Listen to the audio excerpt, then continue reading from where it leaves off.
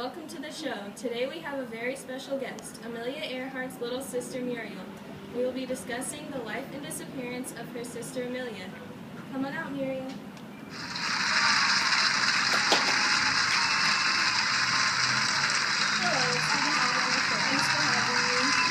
Hello, now before we discuss the tragic disappearance of your sister Amelia, let's talk about your childhood. Were you and Amelia close growing up? Well, yes, very close actually. We saw each other during summers though, because Amelia stayed with her grandparents. But when she arrived, we would spend plenty of time together with our father, fishing, and we also played many games, usually meant for boys. Wow, sounds like you guys were little tomboys, so how early did Amelia seem to be interested in airplanes? Well, as you know, she's always been interested in all types of games, but one thing that really inspired her to start flying was the feeling of flight of horseback riding. It made her become more interested in taking flight in an actual plane. Another thing I remember was when we used to watch the airplanes take off at Canada Flying School, which also inspired her. How did she plan on pursuing this dream of hers? Well, it definitely wasn't easy. She pretty much tried everything, like getting permission from professional pilots, but they rejected her and said flying wasn't the ideal job for a woman. Then she dropped out of her college in New York and moved to California. She began attending air meets and suddenly was able to take her first flight. Wow, it sounds like she was very motivated in pursuing her flying career. Did she get inspiration while on her journey? Yes, she did.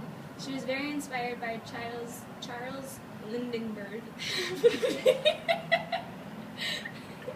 being the first person to fly across the Atlantic Ocean.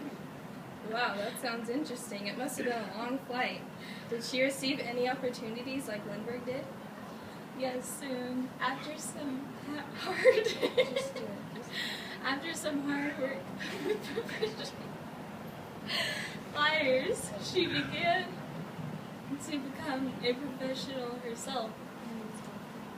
She was offered to be the first woman to fly across the Atlantic. So then, of course, she took this opportunity and became the captain. Wow, that sounds like a major accomplishment. Why did she later decide to take a trip around the world? Well, she's always dreamed big with great accomplishments as a flyer. She wanted to make an unforgettable, nearly impossible journey and make it possible.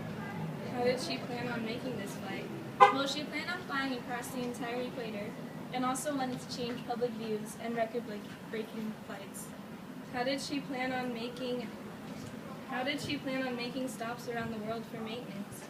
She made arrangements on different points of the equator and sent out supplies to those locations. One struggle she had, though, was making it through the Pacific Ocean. So she planned on landing on Howland Island. How did this flight end up going terribly wrong? Well, her and her flying assistant, Fred, set out for Howland Island, and being such a tiny island, they couldn't quite find it. I was told simply, got lost in the air. Wow, how horrifying. That must have been devastating. Yes, of course.